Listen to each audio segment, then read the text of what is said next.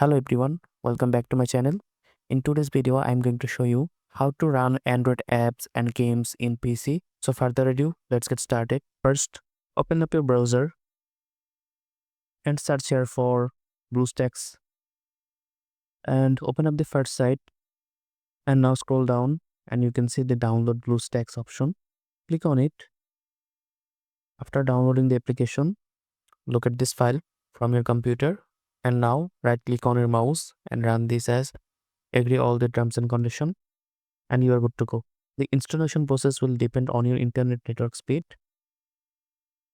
So guys, as you can see, our BlueStack emulator has been downloaded successfully. Now we can scroll around, download apps and install any games on our computer. Now let's look at a game. Now click on the install from Google Play. Now sign in and you are good to go. As you can see, we are on the Google Play Store. Now if we click on the installation button, it will begin to download the application from it. So thanks for watching this video. If you found this video helpful, don't forget to like, share and subscribe my channel for more tech tutorials like this.